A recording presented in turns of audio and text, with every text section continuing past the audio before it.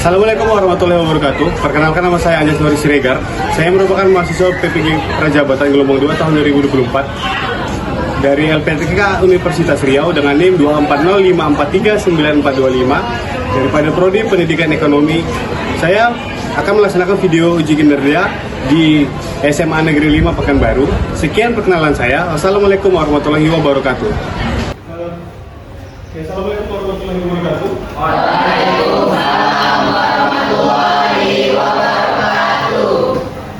Selamat siang anak sekalian. Oke, di siang ini kita coba mengawali pembelajaran dengan membacakan doa, boleh ya? Ya, setelah kelas langsung di itu siapa nih?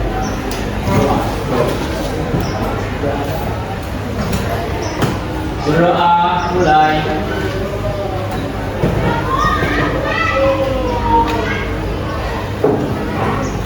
Berdoa selesai. Oke, terima kasih Wisnu.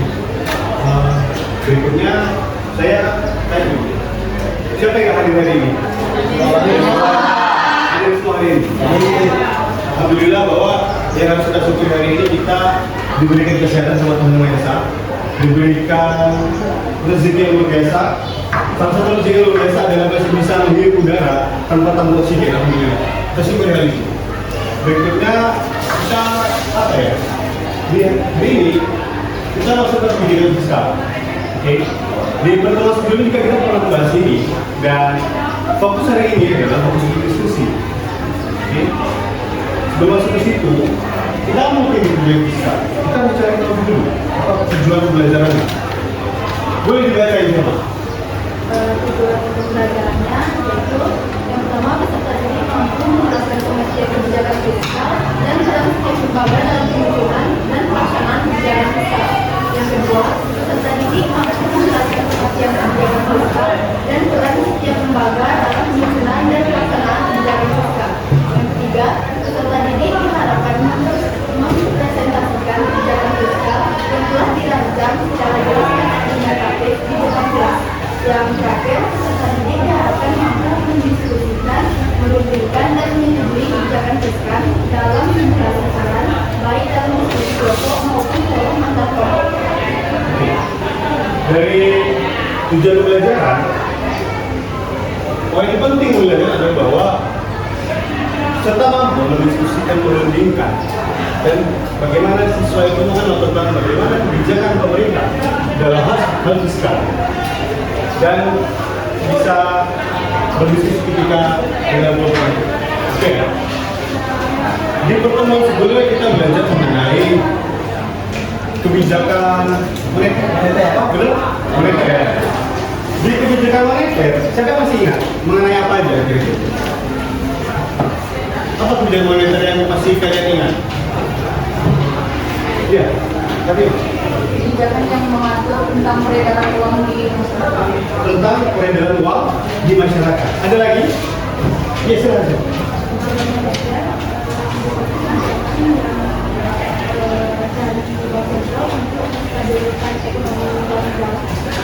Oke.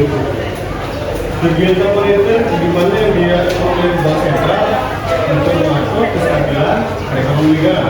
Agar apa? Agar apa? Agar tidak inflasi, benar sekali. Berarti pembelajaran sebelumnya benar-benar masih kalian ingat. Oke. Di pembelajaran kali ini kita sebelum kita begitu bahwa moneter tujuannya untuk tidak terjadi inflasi. Di pembelajaran kali ini saya harap ketika kalian mengenal apa itu kebijakan fiskal, kalian tahu bagaimana keuangan negara itu dikelola. Contoh kayak ada kegiatan pembangunan jalan, ada beasiswa dan lain-lain. Kalian agar tidak mudah dibohongi oleh media di mana kalian berada. Media publik itu sering bohong nggak sih? Sering berita hoax nggak hari ini? Hal itu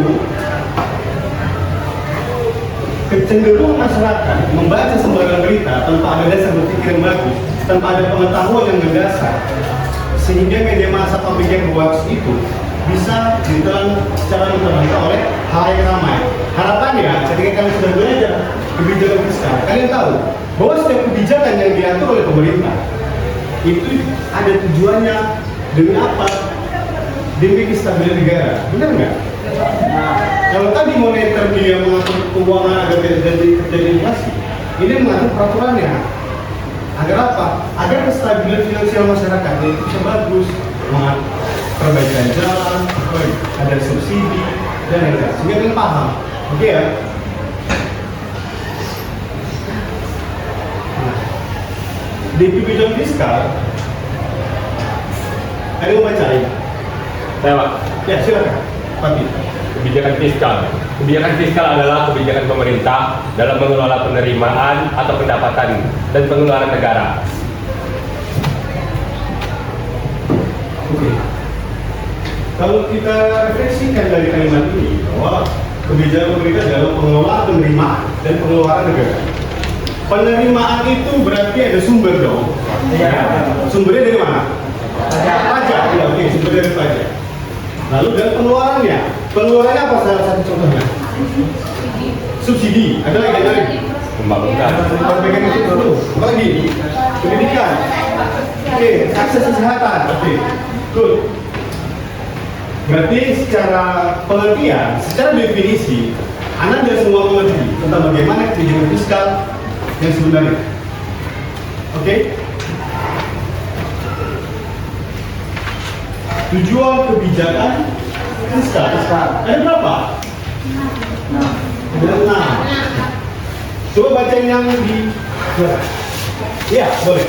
Tujuan kebijakan fiskal yang pertama menstabilkan ekonomi, yang kedua meningkatkan pertumbuhan ekonomi, yang ketiga meningkatkan kesejahteraan masyarakat, yang keempat menciptakan lapangan kerja, yang kelima mendorong pemerataan pembangunan nasional, yang keenam meningkatkan kesejahteraan rakyat melalui alokasi anggaran yang tepat. Selesai? Di tujuan yang pertama menstabilkan ekonomi. Ada yang bisa jelasin nggak kira-kira apa sih yang dimaksud dengan menstabilkan ekonomi? Baca. Apa kira-kira? Menstabilkan ekonomi. Menstabilkan diawali dengan kata stabil. Stabilitas itu apa? Stabilitas apa kira-kira? Seimbang. Berarti menstabilkan ekonomi adalah menjaga keseimbangan. Itu ya. Berikutnya meningkatkan apa? Bagaimana sih cara meningkatkan pertumbuhan ekonomi kira-kira? Meningkatkan lapangan kerja. Gimana? Meningkatkan lapangan kerja. Membuka lapangan kerja lagi. Gimana? Kuat sore. Memperbaiki. Oke, lagi. Oke, membuka usaha. Ketika membuka usaha butuh pekerja. Nah, ketika butuh pekerja berarti membuka lapangan kerja. Gitu. Berikutnya meningkatkan kesejahteraan rakyat. Tujuan kebijakan fiskal meningkatkan kesejahteraan rakyat. Kira-kira kenapa kesejahteraan rakyat menjadi tujuan kebijakan fiskal? Kenapa sih rakyat harus bahagia? Harus apa? Harus. Iyalah. Kenapa?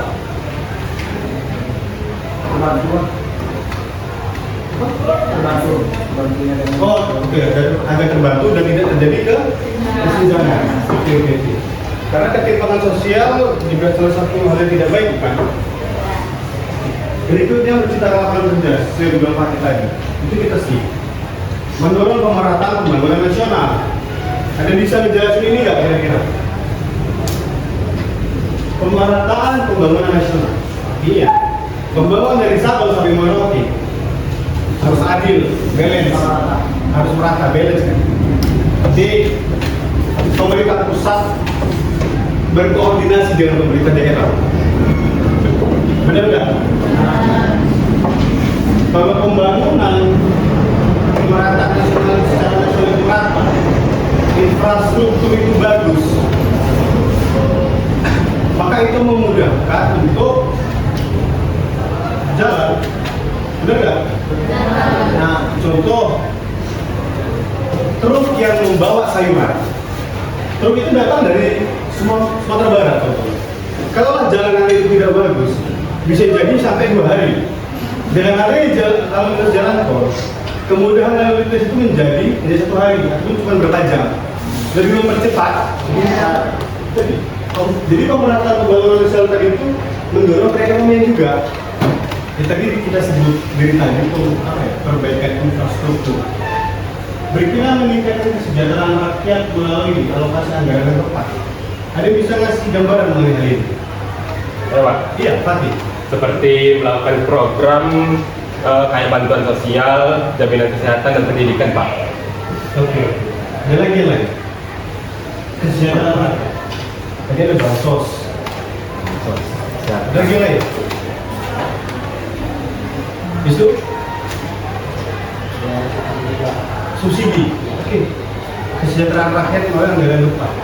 Kalau kita bicara subsidi, yang harusnya kita beli bahan bakar itu tadi 20.000 contohnya, itu menjadi 10.000. Kita disupport subsidi. Itu salah satu ketika masyarakatnya muda ataupun bisa mencapai pembelian itu tadi, maka di situ terjadi kesejahteraan masyarakat juga. Karena artinya orang nggak ribet dong BBM. Masyarakat sejahtera. Contoh kalau semua ini tidak terjadi, mau ke SPBU jalannya rusak, mau ke SPBU nggak ada subsidi. Penting nggak kira-kira orang tua kita memikirkan uang di rumah tangga? Itu apa ya?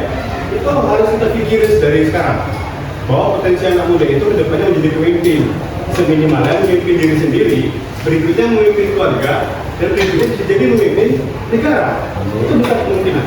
Karena generasi berikutnya adalah kalian mengusung Indonesia ini depan. 2045 generasi emas Indonesia. Generasi emasnya dipimpin oleh siapa? Oleh siswa-siswa yang ketika duduk di bangku sekolah adalah siswa-siswa yang cerdas. Setiap orang punya kesempatan untuk sukses, nggak pandang itu dari golongan manapun. Maka ketika dia punya pengetahuan ini, punya pengetahuan kebijakan fiskal, suatu hari dia menjadi gubernur, dia nggak menjadi bodoh-bodohan pemerintah pusat. Bayangin kita dipimpin sama gubernur yang nggak tahu apa soal ekonomi. Disuruh pemerintah pusat, ini ada duit, pagi-pagi lo tahu kata pemerintah pusat. Penting nggak gubernur itu? Gubernur itu akan membutuhkan sosok tangan yang mengerti tentang ekonomi itu, mencari kerja, mencari seorang pekerja yang cerdas dalam ekonomi. Kalau siswa-siswa dari hari ini sudah cerdas dan melek terhadap kegiatan ekonomi, maka kedepannya Riau bisa lebih bagus daripada hari ini. Mau nggak Riau lebih bagus daripada hari ini? Mau.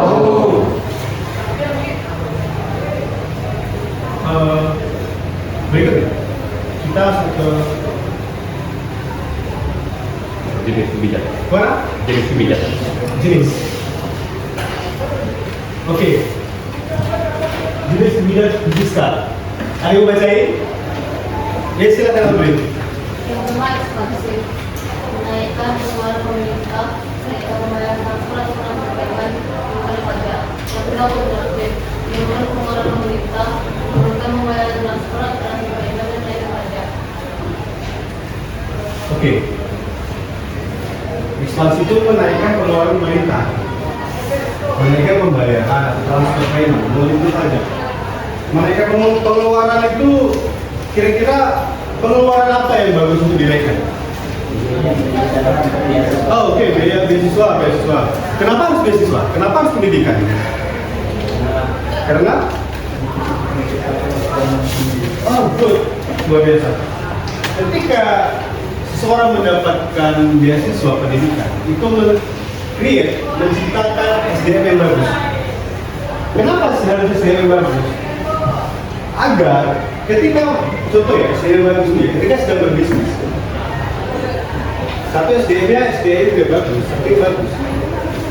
SDM yang bagus ini cenderung mengerti bagaimana mengontrol diri, memanajemen emosinya. SDM tidak bagus, tidak pandai mengontrol emosi. Ini dari segi emosi dulu ya. Mungkin nggak orang yang tahu bagaimana menghadapi orang demi tercapai tujuannya. Dia akan ngalah dan demi tercapai. Soal bisnis nggak masalah bagaimana. Yang penting tujuan tercapai dan aku sukses, dapat laba. Nah ini SDM bagus. Coba kalau SDM sama-sama yang bagus, bukan fokus pada tujuan, tapi fokus pada orang lain. SDM yang bagus, orang berpengetahuan itu akan fokus pada solusi. SDM maju fokus pada solusi, SDM menengah fokus pada cerita, SDM yang rendah itu fokus pada persoalan aja. SDM rendah fokus pada persoalan, SDM menengah fokus pada cerita. Tapi SDM yang bagus akan fokus pada solusi. Udahlah soal masalah, tapi kira-kira apa solusinya? Ya kan? Output dong, lebih cepat kan? Itu SDM yang bagus. Di kontraktif menurunkan pengeluaran pemerintah, menurunkan pegawai pelayanan, payment. Kalau menurunkan pengeluaran pemerintah kira-kira apa? Apa kira-kira?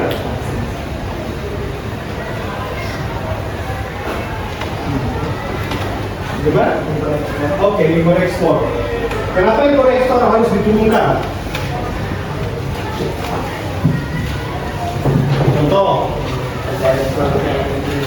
gimana? Agar produk dalam negeri bagus. Sepakat? Ada lagi yang lain?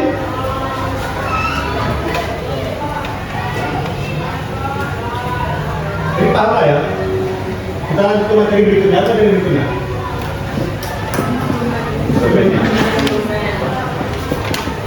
Kelihatan nggak sih? Enggak ya?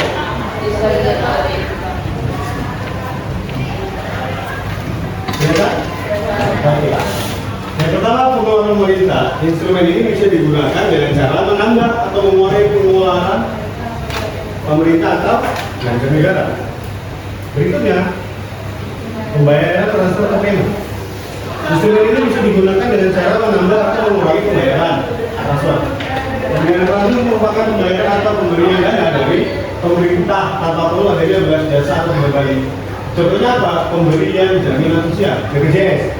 Oke, beasiswa kepada mahasiswa. Ini contoh aja ya. Sebenarnya beasiswa itu nggak cuma kalangan mahasiswa doang, siswa juga banyak kok. Tahu kata itu ya? Yang berikutnya pajak.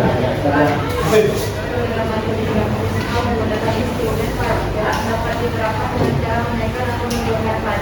Kalau pajak yang bisa dinaikkan apa kira-kira? Pajak yang sering dinaikkan pemerintah hari ini pajak apa?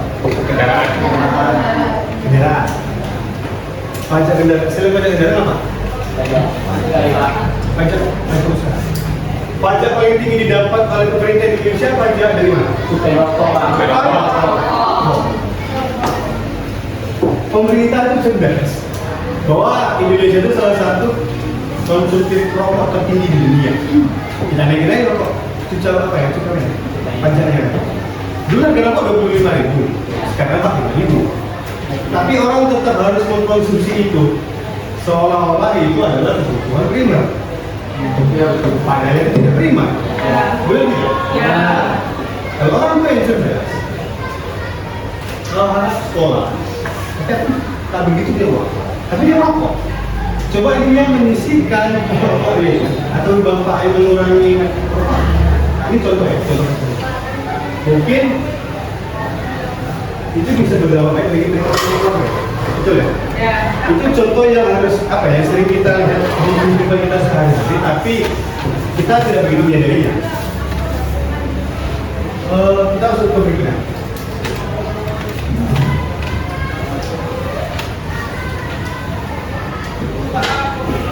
Pemerintah menaikkan subsidi BBM dan membangun rumah sakit baru di daerah. Itu apa subsidi skala apa kira-kira? Kenapa ekspansi?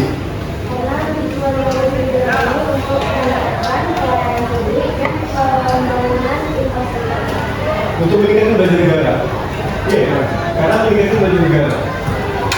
Tapi di sini ya, ini kan belanja negara. Belanja mengeluarkan uang. Apa? Negara mengeluarkan uang. Tapi pengeluaran negara itu kan berdampak demi kesejahteraan masyarakat. Seperti bagaimana tujuan fiskal di awal tadi, ya kan? Subsidi yang aturannya mahal jadi lebih murah kita, ya kan? Ada rumah sakit baru, jadi nggak harus jauh-jauh. Contoh di Rumbai nggak ada rumah sakit, di rumah sakit di Rumbai, ya kan? Jadi nggak harus sampai ke Panam. Bayangin aja orang tua yang sudah di ujung Hatul Maut dibawa ke Rumbai lewat Sudirman macet, wiu, lampu merah. pas orang-orang pulang kerja di waktu maghrib, nggak sempat sampai panam, keluar pesawat lah orang itu gimana ceritanya? Benar nggak Pak? Iya kan? Iya dong. Ini dia. Entertainer.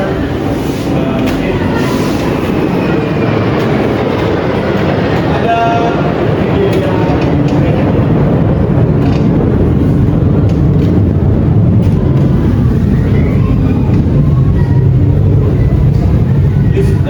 lihat ya. Lihat ini dengan sama dan dalam tempo yang singkat-singkat. Ini ada 3 menit. Oke? Ya Pak. Di jalan tol jangan sampai khususnya di KM 47 dibandingkan dengan tahun 2019 atau masa-masa sebelum pandemi ini ada peningkatan sekitar 40%.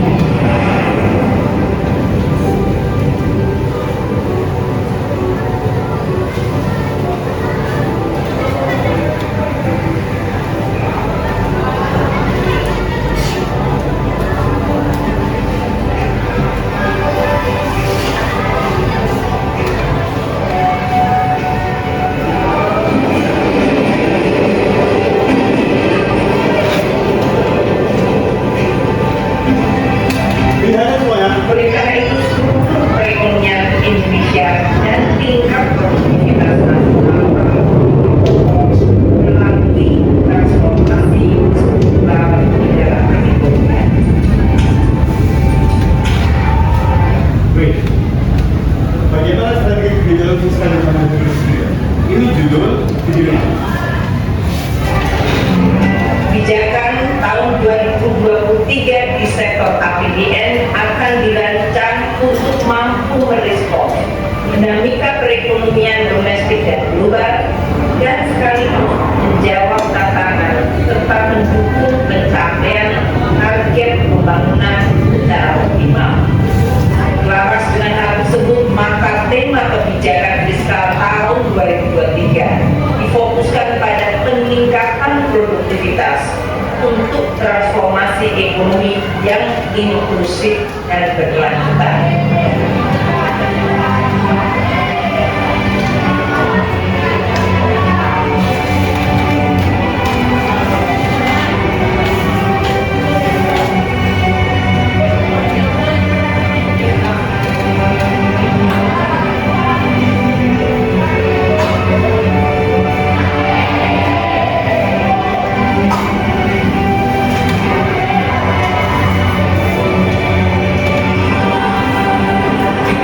Tahun 2023 nanti bergulir, kita mulai memahami bahwa ada suatu kondisi yang harus kita sesuaikan adalah ketika kita nanti akan memasuki masa endemi dan menjadi masa endemi. Ini tentunya merubah jalur awal kita dari pembatasan mobilitas kepada peningkatan aktivitas, peningkatan mobilitas dari masyarakat. Ketika kita berjuang untuk kembali kepada track kita, itu membutuhkan kerja keras. Dan kerja keras itu tidak hanya dalam upaya untuk meningkatkan lagi masyarakat, tapi juga untuk meningkatkan produktivitas.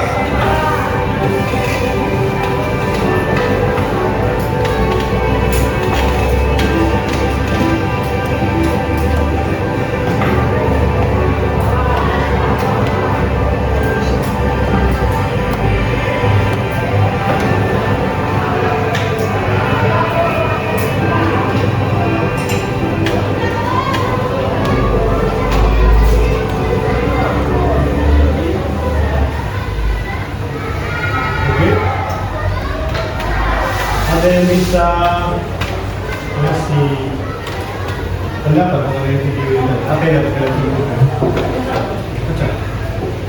Jadi kesimpulan dari video yang tadi adalah kebijakan fiskal tahun 2023 dirancang untuk merespon dinamika perekonomian domestik dan global, serta menjawab tantangan yang ada dan mendukung pencapaian target pembangunan secara global. Fokus kebijakan fiskal tahun 2023, tema kebijakan fiskal tahun 2023 berfokus pada peningkatan produktivitas untuk mendukung transformasi ekonomi yang inklusif dan berkelanjutan. Dalam menghadapi transisi dari masa pandemi ke endemi, diperlukan penyesuaian dalam kebijakan termasuk peningkatan aktivitas masyarakat dan produktivitas. Ada lagi lain? Abdi? Gimana Abdi? Oke, jadi Ocha menyimpulkan bahwa hasil video itu bagaimana Indonesia itu tadi bisa merespon dari dampak COVID. Kebijakan fiskal tahun 2003 itu berkaca dari keadaan COVID. COVID itu kan pandemi. Dari pandemi ke apa? Endemi tahu? Pandemi tahu? Apa pandemi? Pandemi itu keadaan di mana penyakit menjadi wabah di seluruh dunia, itu pandemi. Endemi apa? Kalau pandemi di seluruh dunia, endemi ruang lingkupnya lebih kecil. Oke? Tadi kan itu sudah mulai turun dari COVID. Pemerintah harus bagaimana bisa mengkondisikan negara dari keadaan pandemi menjadi endemi. 2019 di COVID itu banyak terjadi PHK, banyak, dan banyak orang bilang mata pencarian, terlebih lagi pengusaha harian yang kita dengan social distancing. Gimana kira-kira pemerintah mengatasinya? Ya harus menjadi kebijakan pemerintah untuk menyelesaikan persoalan-persoalan itu dong. Kalau pemerintah pada waktu itu nggak bisa menyelesaikan persoalan masyarakat, pemerintah itu gagal menjalankan pemerintahannya, gagal menjalankan wewenangnya, dia gagal menjadi pemimpin. Contoh ya, orang tua kalau gagal jadi pemimpin rumah tangga, apalagi laki-laki, dia gagal mendidik anaknya. Dampaknya dia itu nanti ketika dia tua, anaknya nanti menjadi dampaknya. Contoh, anaknya tak peduli pada dia. Ya, betul nggak?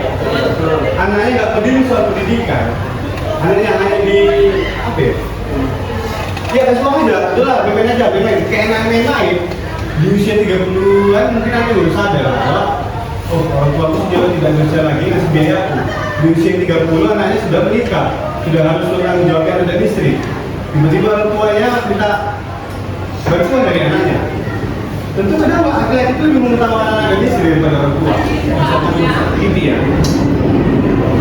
Jadi karena memang pendidikan orang tuanya pendidikan wah, bukan masih pak, bukan semuanya pak, bukan masih pak, bukan semuanya pak. Begitu juga pemerintah, pemerintah gagal dalam mengelola masyarakatnya. Kedepannya Indonesia menjadi waspada, generasi berikutnya menjadi waspada. Oke?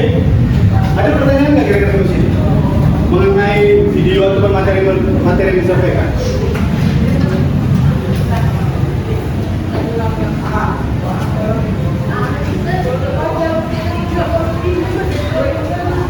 Oke, jadi kan di tahun sebelumnya saya sudah memberikan asesmen diagnostik. Nah dari situ kan sudah saya beri kelompok. Nah setelah ini kita duduk ke kelompok boleh ya. Ini nama kelompoknya.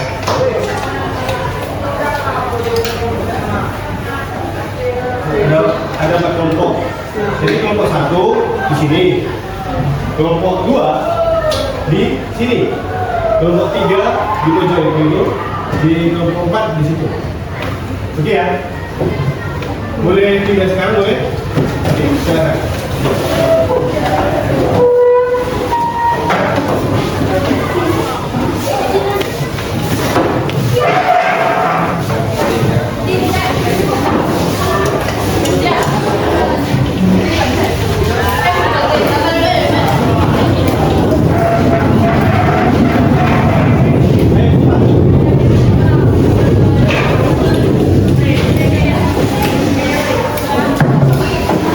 Bejanya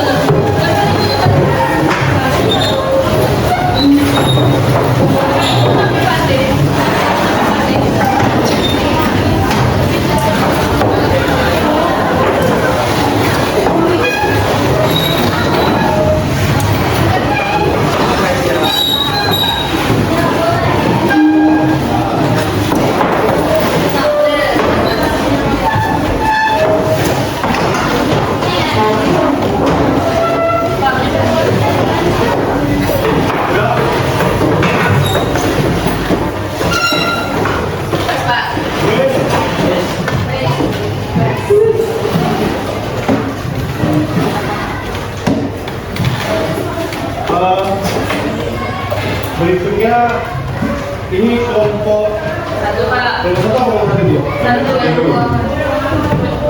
Kementerian Keuangan. Keuangan. Oke, tinggal dulu. Kelompok apa? BTNI. Ini apa?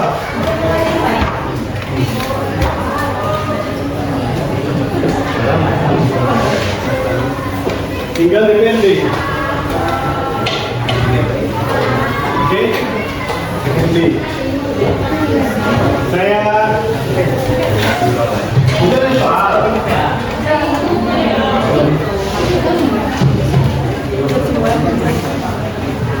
Jadi boleh didiskusikan. Jadi soal, saya kasih waktu berapa menit?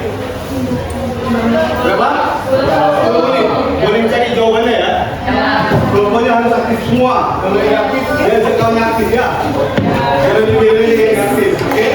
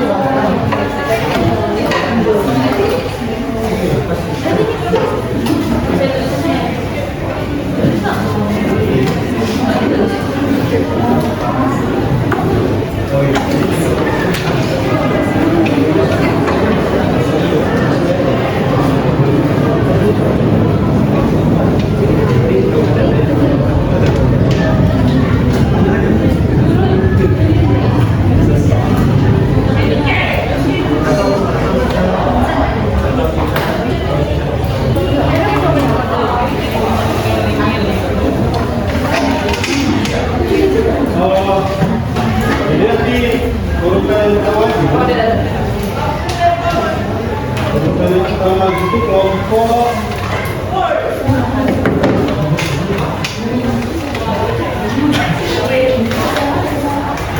pemerintahan.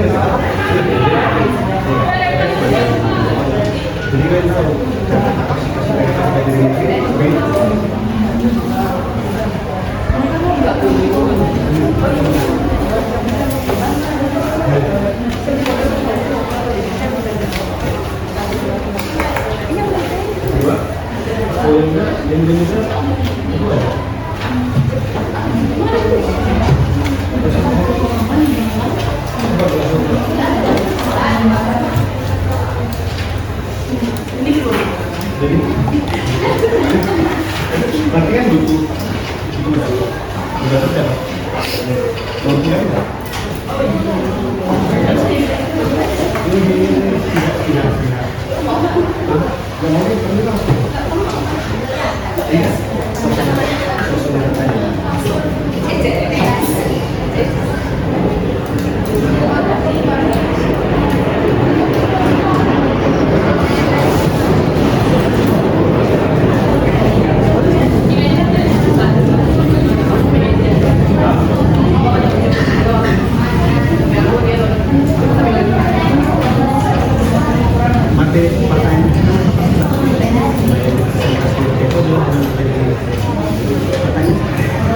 Cuman belum beda.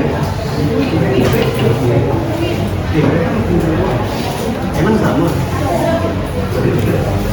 Masa sama potensi kita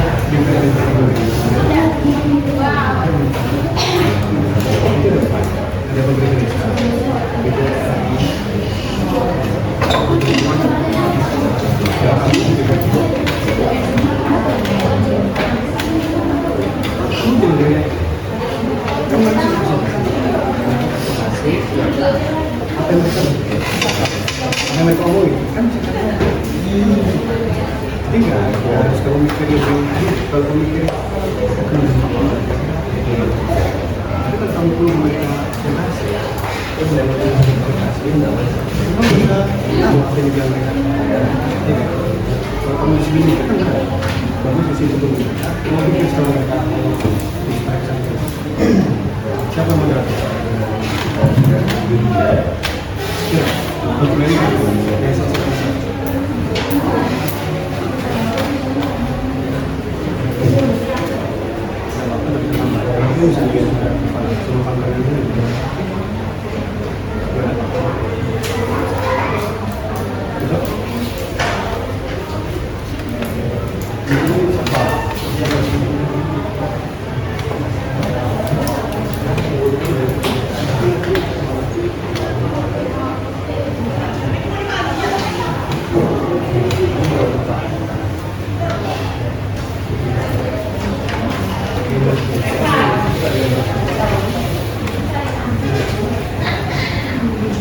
Jadi coba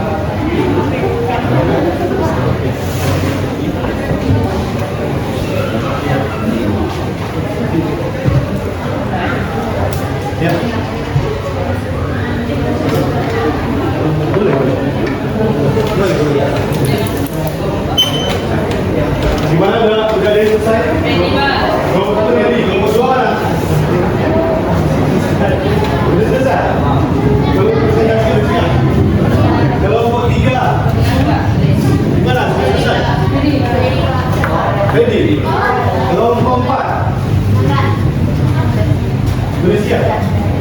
Nanti untuk presentasi bisa? Itu bisa, itu satu lagi.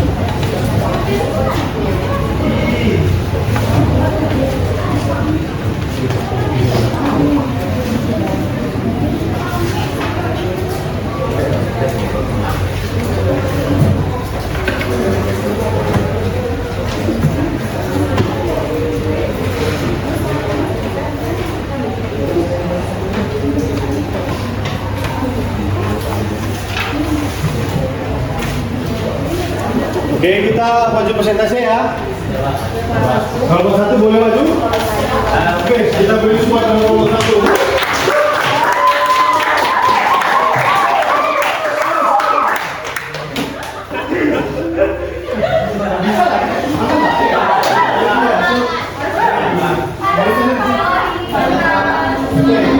Silakan kelompok satu. Dengar kata saya. Pati. Pati atau Pati? Pati. Silakan.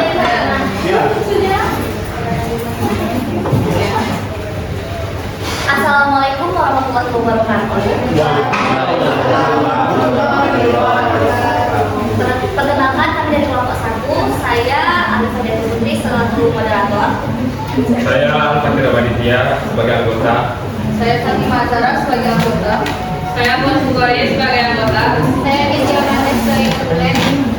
Baik, kami di sini mempresentasikan hasil diskusi kami mengenai kebijakan fiskal yang akan kami tentukan dan kami rancang jika kami sebagai Kementerian Keuangan Republik Indonesia.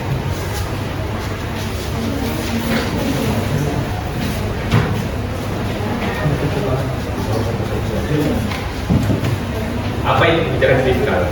Jelaskan dengan bahasa sendiri. Kebijakan fiskal adalah kebijakan pemerintah dalam mengatur anggaran negara atau biasa kita sebut APBN untuk menjaga stabilitas dan pertumbuhan ekonomi. Lalu, apa tujuan dari kebijakan fiskal bagi negara? Untuk menjaga fasilitas untuk menjaga stabilitas ekonomi, meningkatkan pertumbuhan, mengurangi kesenjangan sosial, serta menciptakan lapangan kerja.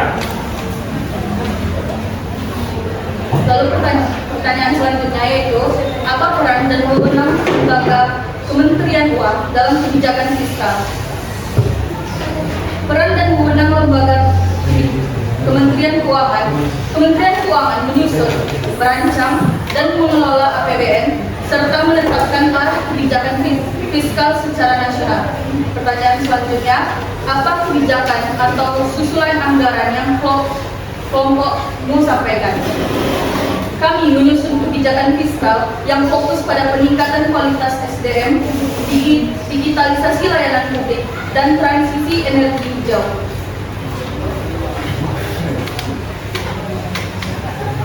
Lalu di pertanyaan selanjutnya, apa alasan kami membuat usulan tersebut? Karena SDM yang unggul, sistem pelayanan yang modern, dan kelanjutan lingkungan adalah kunci masa depan ekonomi Indonesia. Selanjutnya, tantangan yang dihadapi lembaga kami dalam mengatur kebijakan fiskal yaitu fluktuasi ekonomi global, tekanan utang, serta kebutuhan belanja negara yang terus meningkat menjadi tantangan utama. Sekian presentasi dari kami. Ada yang ingin bertanya? Silakan. Assalamualaikum warahmatullahi wabarakatuh. Perkenalkan, nama saya Dewa Ramida. Saya izin bertanya, bagaimana Kementerian Keuangan merespon tekanan politik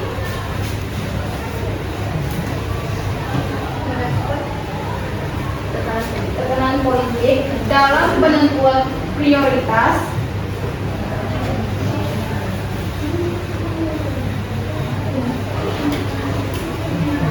anggaran yang rasional dan berbasis data.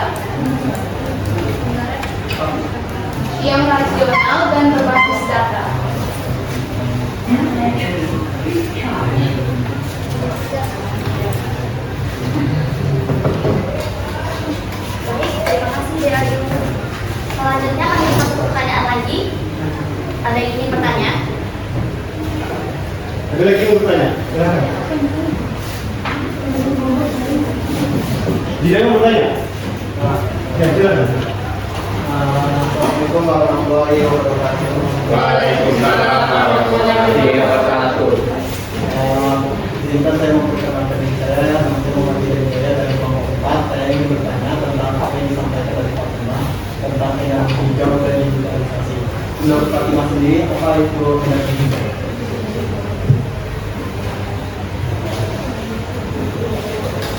Apa itu? Energi hijau.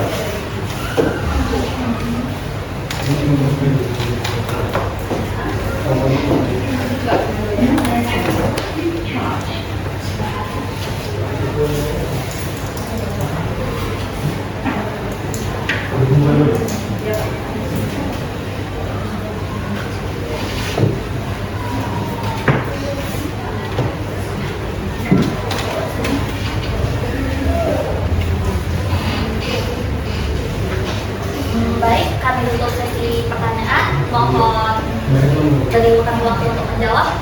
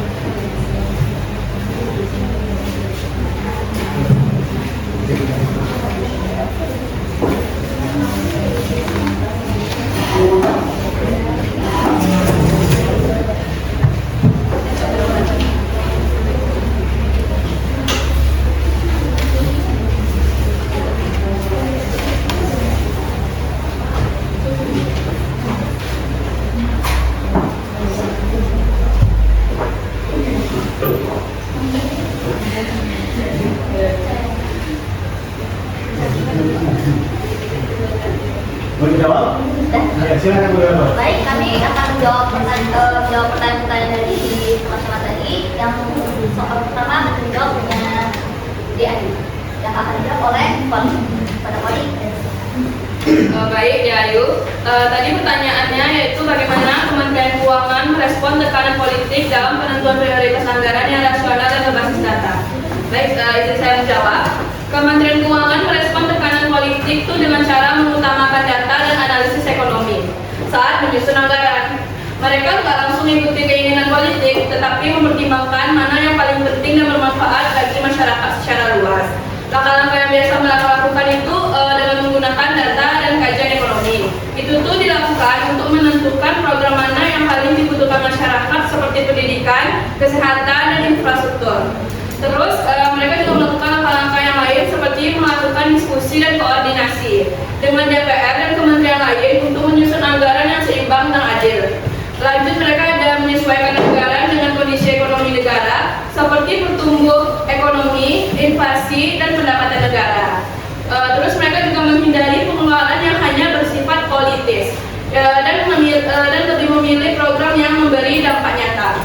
Jadi dengan cara-cara yang saya sebutkan tadi, Kementerian Keuangan pun tetap bisa membuat anggaran yang rasional, adil, dan sesuai kebutuhan negara, walaupun ada tekanan dari berbagai pihak. Bagaimana kemudian? Ya, yes. Selanjutnya kami akan menjawab pertanyaan dari Zidan yang akan dijawab oleh Fatimah. Pada Fatimah, Baik, untuk pertanyaan Zidan tadi, Zidan menanyakan apa itu energi hijau dalam bentuk pendapat saya. Jadi energi hijau itu seperti nama lain dari energi ramah lingkungan. Jadi energi ramah lingkungan itu energi yang berasal dari sumber terbarukan seperti matahari, angin, air, dan biomasa yang tidak mencemari lingkungan. Dalam konteks kebijakan fiskal, pemerintah dapat mendorong pengembangan dan penggunaan energi hijau melalui berbagai instrumen fiskal, baik dari sisi pendapatan atau pajak maupun belanja negara seperti subsidi dan investasi pemerintah. Sebagai contoh saya masukkan yaitu pengeluaran negara, pemerintah mengalokasikan anggaran belanja untuk membangun infrastruktur energi hijau seperti pembangkit listrik tenaga surya ataupun angin. Bagaimana? Baik, sekian presentasi kami hari ini. Mohon maaf jika ada salah kata atau perbuatan. Terima kasih semuanya.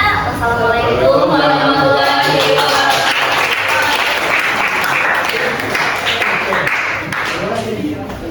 Ya, saya kelompok berikutnya. Ya, Kalau bukan kelompok ini 6 orang, maka boleh berkata 3. Boleh lah. Iya. Oke, dia punya presentasi lah.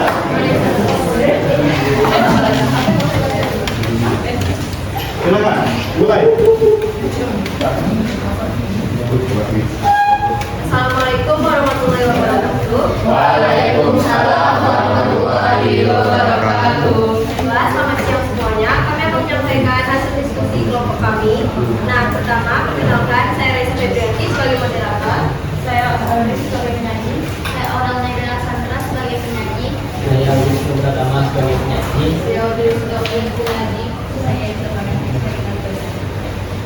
Baiklah, kami akan memulai membacakan hasil diskusi dari kelompok kami kepada penyanyi. Silakan. Baiklah, soal yang pertama, kebijakan fiskal.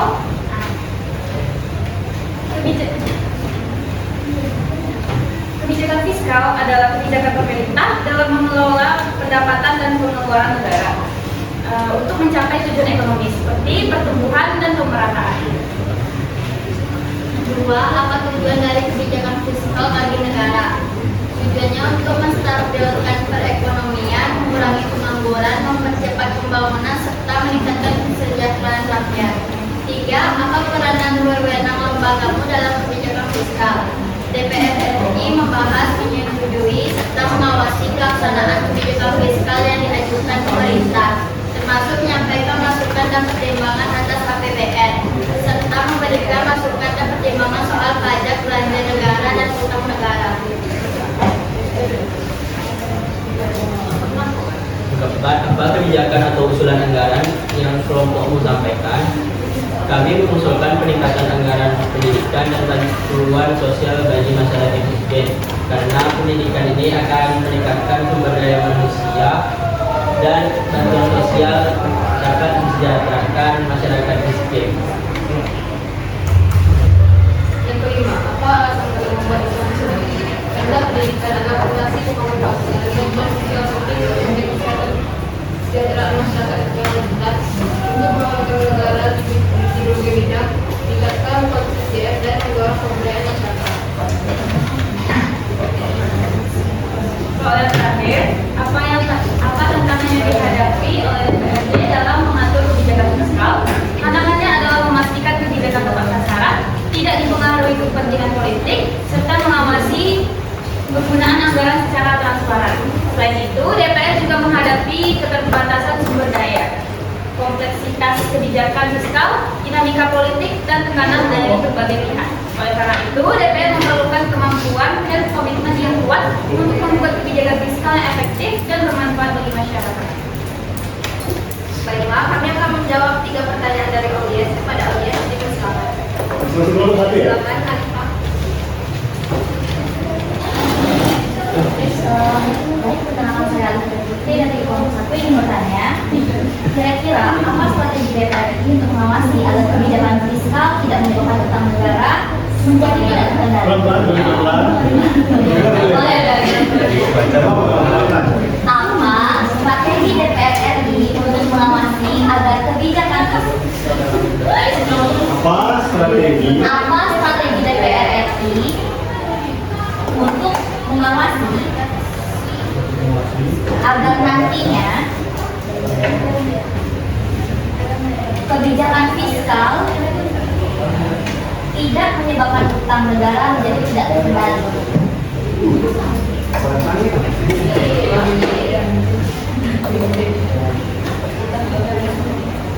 Tidak terkendali, jadi tidak terkendali. Sekian, terima kasih. Ya, kelompok berikutnya. Maaf, apa ada lagi yang bertanya? Gimana? Misalkan Mas Janako dari kelompok 3 ingin bertanya, Apa saja kewenangan DPR RI dalam menyetujui dan mengawasi pelaksanaan APBN? Lagi boleh? Apa saja? Apa saja kewenangan DPR RI dalam menyetujui dan mengawasi pelaksanaan APBN? Apa saja? Wewenang dan Baiklah, terima kasih Firma. Selanjutnya.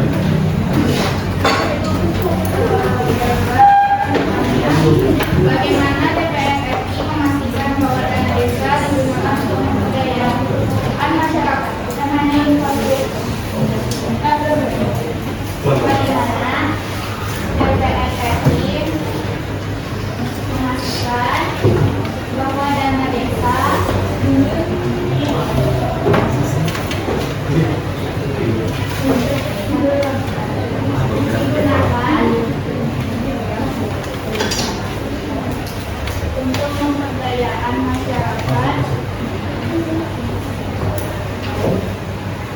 pemberdayaan masyarakat, bukan hanya infrastruktur saja?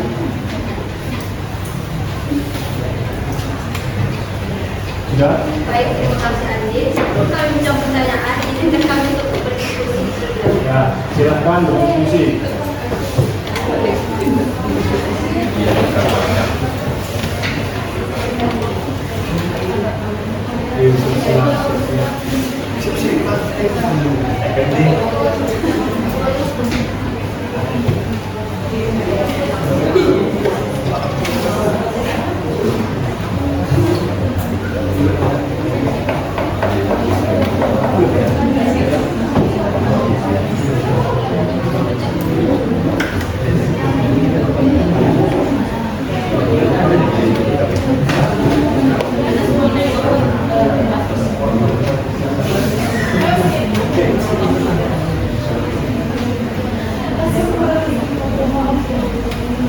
Nanti kalau presentasi buat soalnya.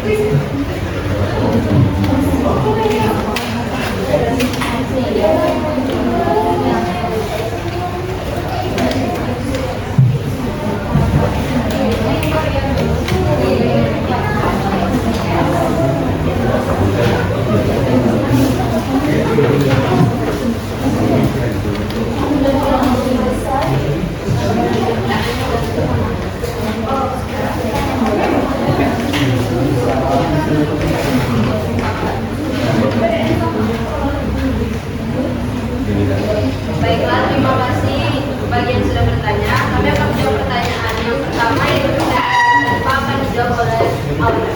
Pak Audrey, tadi pertanyaan Alifah kan, apa strategi DPR RI untuk mengawasi agar nantinya kebijakan fiskal tidak menyebabkan utang negara jadi tidak terkendali?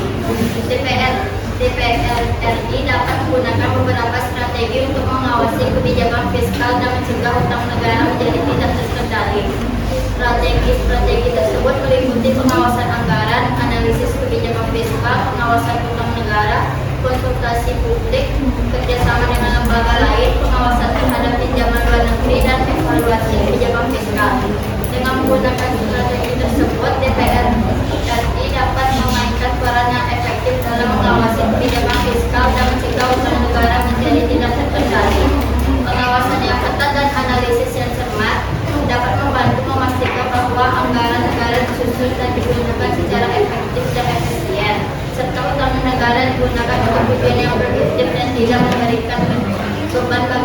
generasi mendatang. Bagaimana itu? Gimana?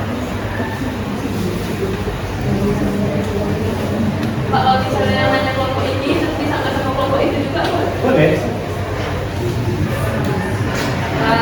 Izin ya, moderator dan Aurel.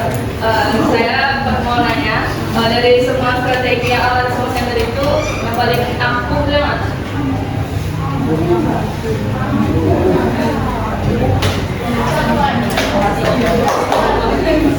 Pengawasan utang negara. Apa tadi itu?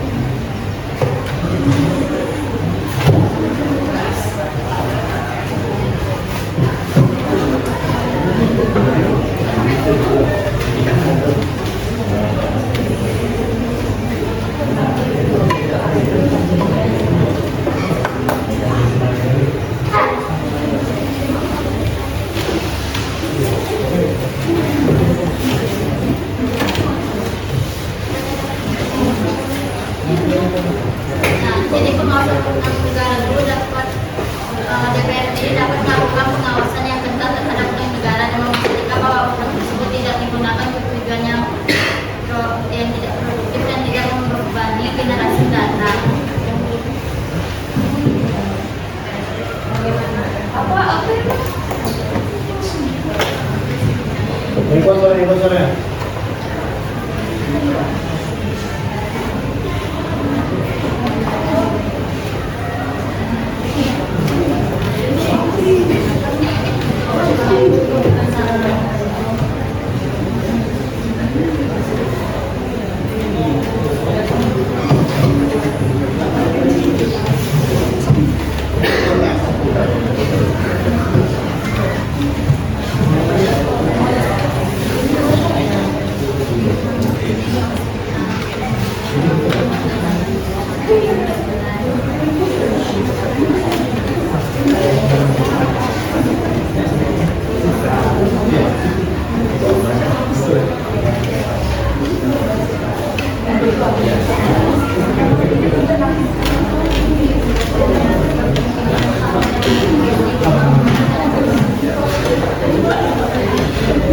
Aurel, aku pun tak baca itu nama. Nah, DPR RI dapat melakukan pengawasan yang ketat terhadap utang negara dan memastikan bahwa utang tersebut digunakan untuk tujuan yang produktif dan tidak membebani generasi mendatang. Menurut Aurel aja nih ya, menurut Aurel aja nih, ini yang belum saja. Cara dia memastikan itu gimana? Yang basic-basic aja. Yang memastikan utang yang digunakan untuk sesuatu yang produktif dan hal-hal yang tidak jelas itu. Untuk hal-hal yang mana ya? Yang mau hal-hal yang berguna.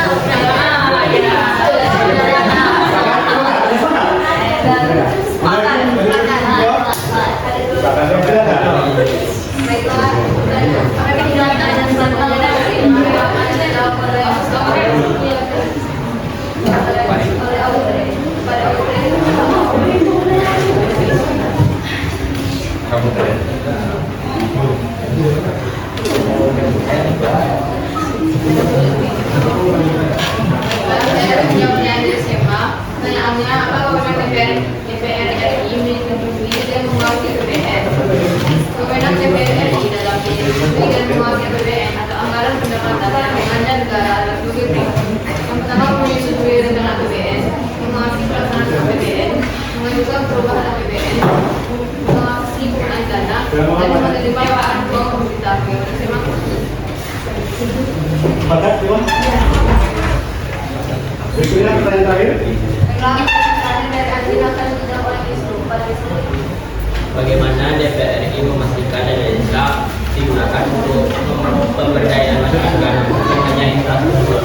Yang pertama, DPR DPRI menetapkan undang-undang dan kebijakan yang mengarahkan ke penggunaan dana desa tidak hanya ke pembangunan, tetapi untuk program pemberdayaan masyarakat seperti pelatihan, UMKM, pendidikan, dan kesehatan. Kemudian yang kedua, DPR mendorong partisipasi warga dan lembaga seperti Badan Permusyawaratan Desa agar penggunaan dana-dana yang diberikan oleh MNGO sesuai dengan kebutuhan masyarakat, bukan hanya proyek fisik. Yang ketiga, apabila ditemukan penyalahgunaan atas pertimbangan misalnya terlalu banyak untuk infrastruktur ini untuk pemberdayaan manusia, DPR memanggil pejabat atau kementerian terkait untuk dimintai pertanggungjawaban.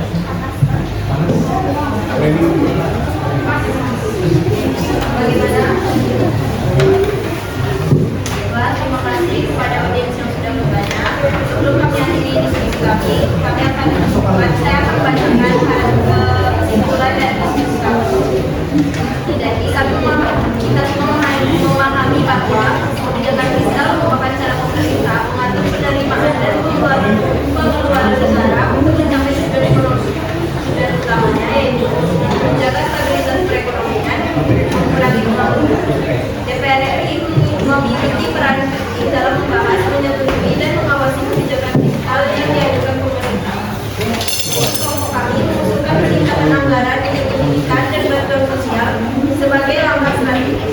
Namun, tantangan yang dihadapi oleh DPR RI adalah memastikan kebijakan fiskal tepat sasaran, tidak dipengaruhi kepentingan politik, serta mengawasi penggunaan anggaran agar berjalan transparan dan akuntabel.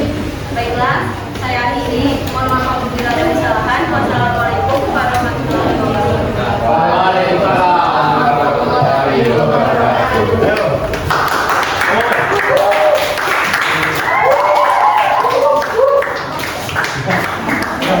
Ya, silakan untuk pindah.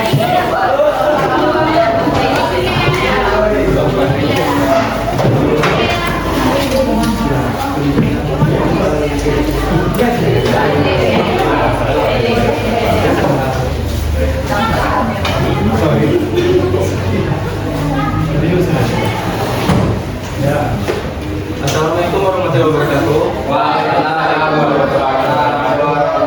Kami kelompok 3 akan mempresentasikan hasil diskusi kami yaitu tentang kebijakan fiskal. Sebelumnya saya sebagai moderator akan memperkenalkan diri. Saya Fani Muhammad dan teman saya.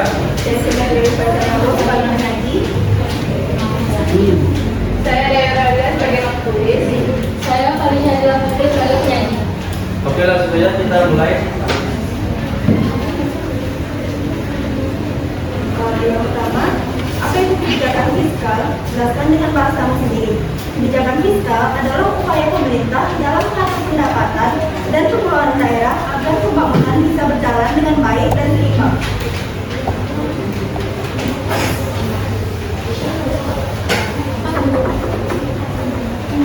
Apa tujuan dari kebijakan fiskal adalah agar pembangunan daerah berjalan lancar, layanan publik meningkat, dan ekonomi daerah tumbuh dengan adil.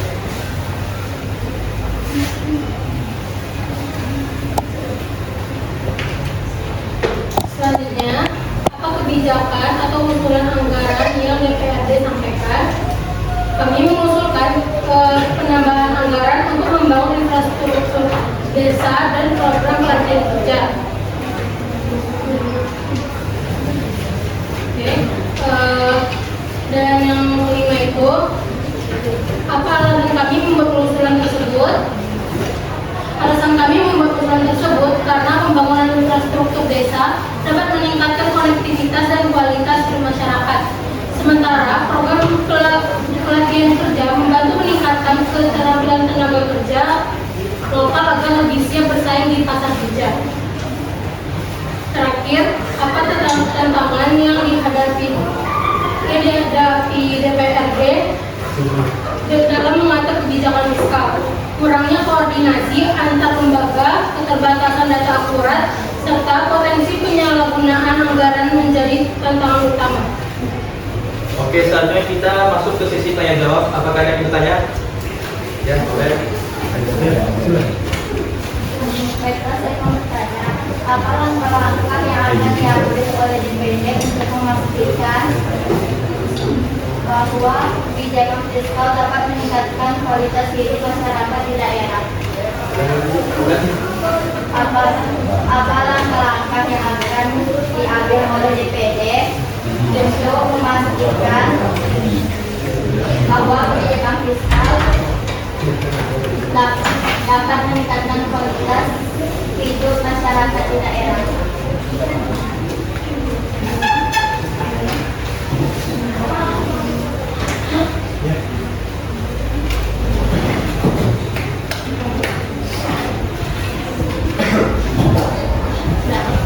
Ada lagi yang bertanya?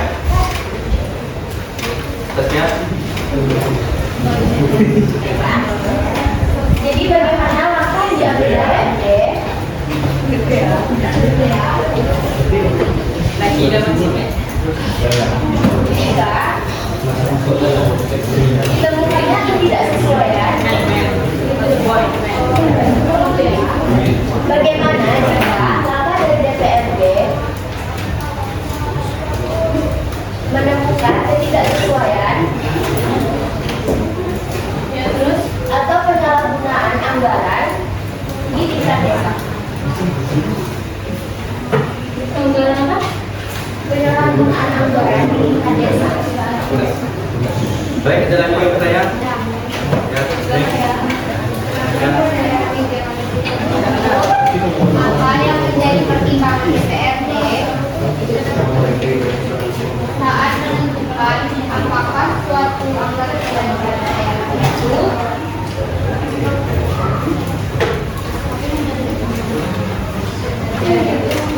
tepat? Apa yang menjadi pertimbangan DPRD saat menentukan apakah suatu anggaran belanja daerah itu tidak tepat?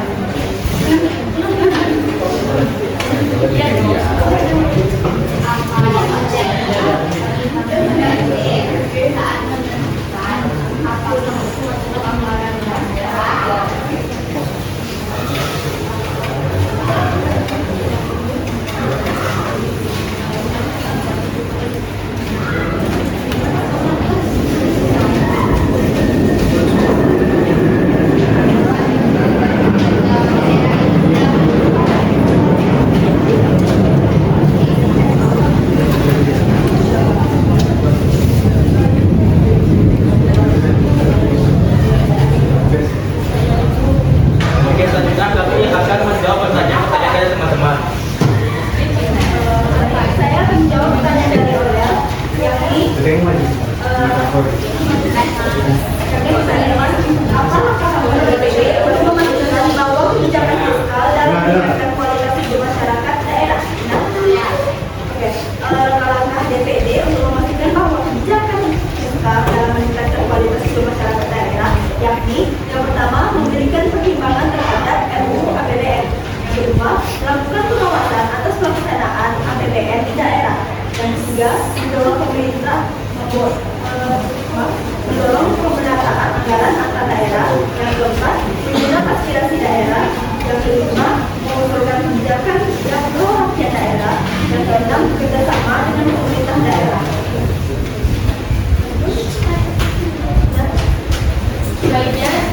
Baik, selanjutnya saya akan menjawab pertanyaan dari Saski. Sebelumnya saya ingin memastikan dulu pertanyaan Saski. Apakah Saski menanyakan bagaimana langkah yang diambil DPRD jika ditemukannya ketidaksesuaian atau penyalahgunaan anggaran di tingkat desa? Oke, baiklah saya akan menjawab. Langkah-langkah yang dapat diambil, pertama itu kami dapat melakukan pemanggilan atau klarifikasi. Yang kedua, melibatkan inspektorat daerah. Ketiga, merekomendasikan sanksi atau tindakan hukum. Keempat, mendorong perbaikan sistem pengawasan. Dan yang kelima, menggunakan hak pengawasan DPRD. Bagaimana? Oke. Baik, saya akan menjawab pertanyaan dari Kezia. Soalnya, apa yang menjadi perkembangan DPRD saat menentukan apakah suatu anggaran tepat sasaran? Jawabannya, dalam menentukan apakah suatu anggaran tepat sasaran, DPRD mengalami beberapa perkembangan penting, antara lain yang pertama penguatan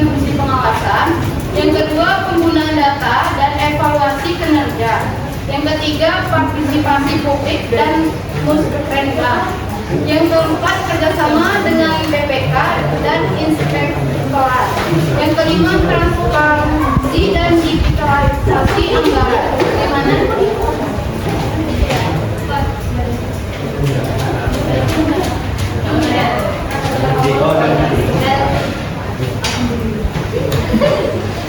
Baik, sekian presentasi dari kami. Terima kasih yang sudah mendengar sampai habis. Assalamualaikum warahmatullahi wabarakatuh.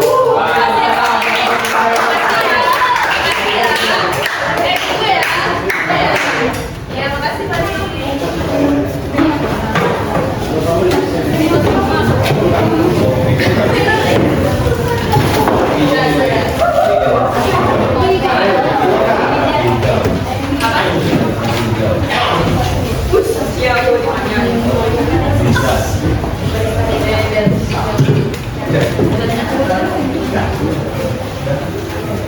Baik, assalamualaikum warahmatullahi wabarakatuh.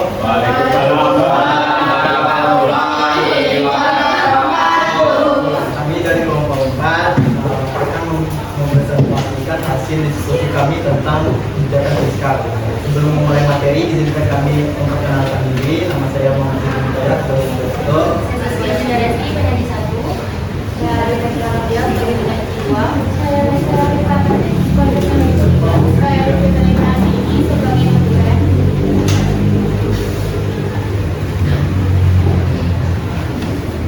Jadi apa itu kebijakan fiskal dalam pengelolaan anggaran desa? Kebijakan fiskal adalah pengelolaan anggaran desa untuk membiayai pembangunan dan pelayanan masyarakat desa.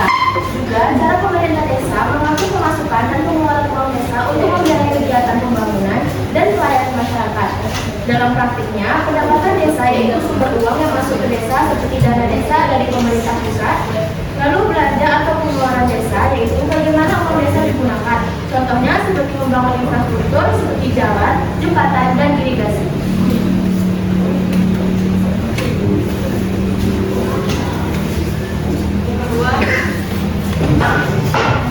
Yang kedua, apa tujuan dari kebijakan fiskal bagi desa, yaitu agar pembangunan desa berlancar, kesejahteraan warga meningkat, dan kesenjangan antara desa dan kota berkurang. 3. Apa peran dan wewenang lembaga dalam kebijakan fiskal? Pemerintah desa menjalankan rencana kerja pemerintah desa atau RKP desa dan mengelola anggaran sesuai dengan kebutuhan dan prioritas masyarakat.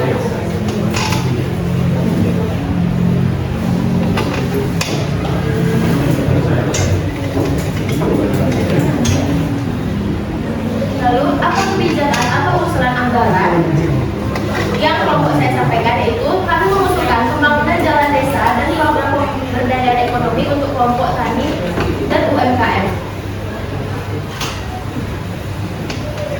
Lalu apa alasan kami membuat usulan tersebut? Karena akses jalan yang baik dan dukungan ekonomi bagi warga dapat meningkatkan taraf hidup masyarakat dan agar mengarahkan pembangunan tepat sasaran agar tidak disalahgunakan. Yang keenam, apa tantangan yang dihadapi lembaga dalam mengatur kebijakan fiskal? Minimnya sumber daya manusia yang mengelola keuangan, proyek partisipasi warga, dan keterbatasan dana dari pusat dan dari hambatan. Sekian dari hasil diskusi kami. Izinkan kami membuka sesi pertanyaan masing-masing satu. Semuanya pertanyaan hanya satu boleh.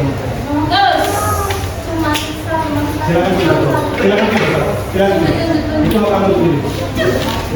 Tidak bisa Silakan Pak. Assalamualaikum warahmatullahi wabarakatuh. Perkenalkan saya Al-Fatih dari kelompok Kementerian Keuangan. Saya ingin bertanya tentang kepada kelompok desa, bagaimana pemerintah desa Sampai ya. menentukan prioritas penggunaan dana desa.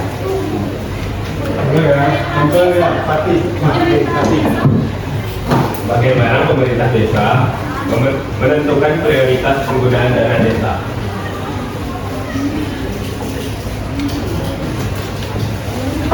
Baik, pasti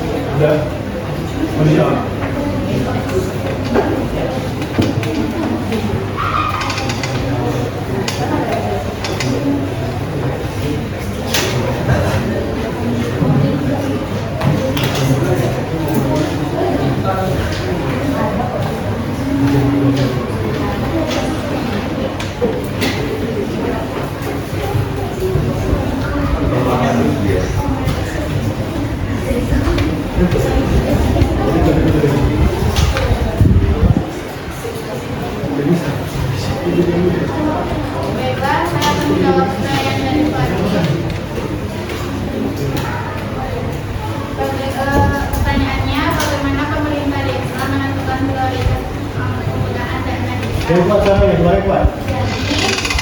Pemerintahan desa ini kan yang memprioritaskan masyarakat.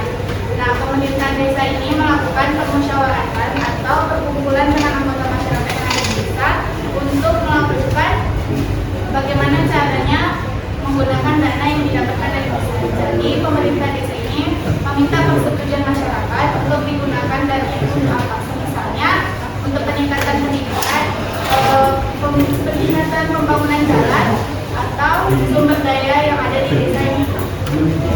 Gimana Pak? Izin ya. Tidak tahu diri ya. Jadi tadi kan yang dibilangnya kan menentukan prioritas penggunaan desa melalui musyawarah. Tadi ada bilang kayak gitu kan. Kalau misalnya penentuan prioritas itu sudah melalui musyawarah, kenapa masih banyak kasus di mana proyek desa tidak sesuai kebutuhan masyarakat? Seperti pembangunan fisik yang tidak terlalu dibutuhkan dibanding program pemberdayaan. Apakah musyawarah benar-benar melibatkan seluruh elemen masyarakat atau hanya formalitas belaka? Terima kasih.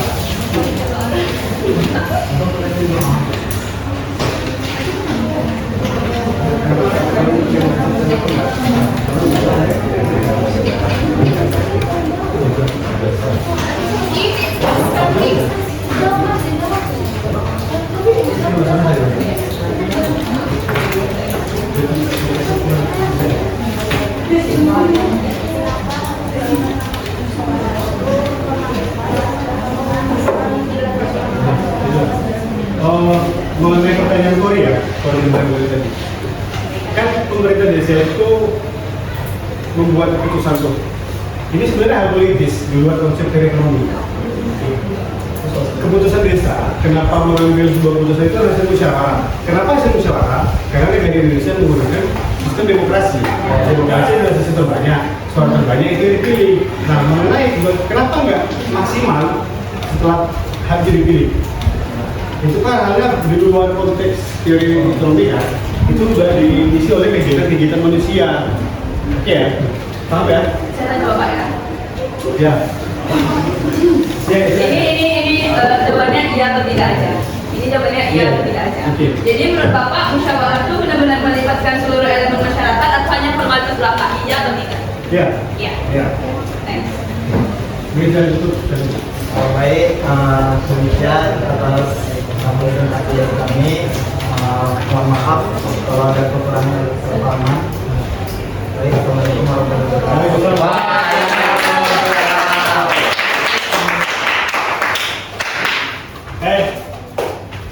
Kita sebelum pembelajaran ditutup, kita coba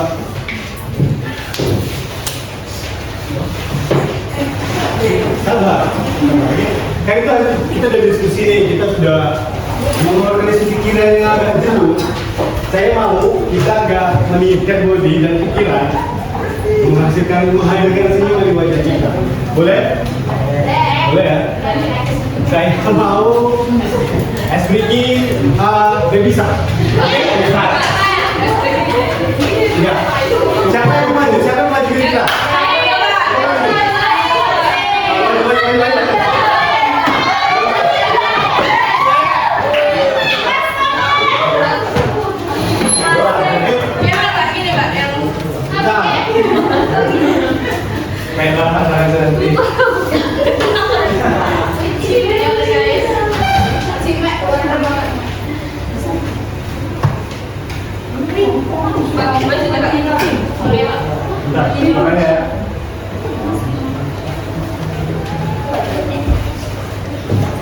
Oh, rela kita jadi bisa.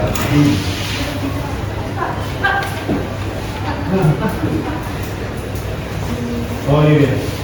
Lupa ini tuh. Oke. Oh kita boleh berdiri semua ya?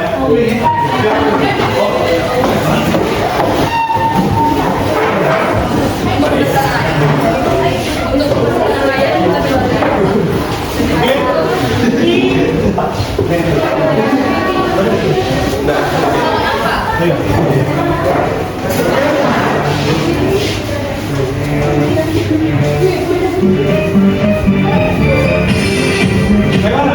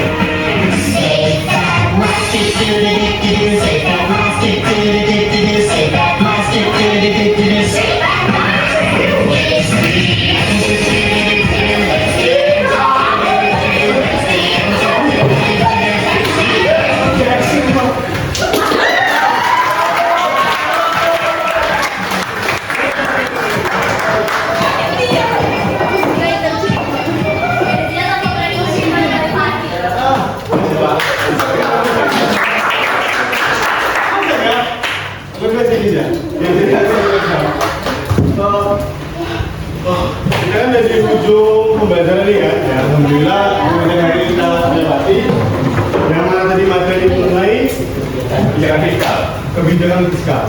Oke. Nah, di grup ya, karena saya kirim untuk pengisian asesmen dan apa ya, dari itulah asesmen informatif itu boleh diisi ya.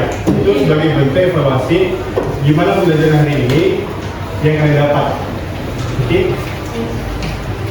Nah berikutnya saya butuh nih seorang yang menyampaikan, ada nggak maksudnya yang mau ditulis pembelajaran hari ini menurut kalian? Siapa kira-kira? Kamu? Ya silakan.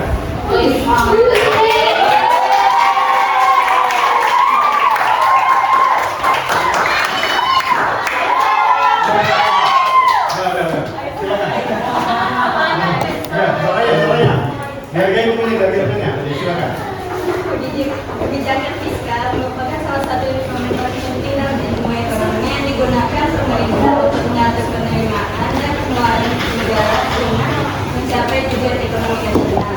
Penerapan kebijakan fiskal melibatkan berbagai pihak seperti Kementerian Keuangan, DPR, BPD, dan pemerintah daerah hingga desa. Setiap lembaga ini diperlukan dalam menyusun, mengawasi, dan melaksanakan anggaran agar menggunakan serta dan bermanfaat bagi rakyat. Oke, betul. Ya, terima kasih untuk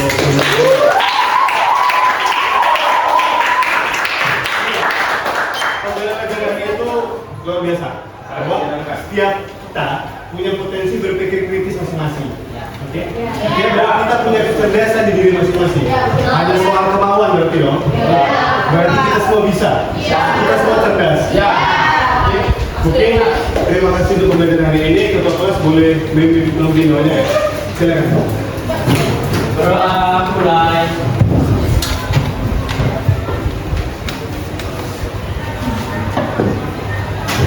Berdoa selesai. Oke. Semoga di pertemuan berikutnya saya akan sampaikan hasil asesmen yang sudah dilakukan. Dan itu menjadi evaluasi kita.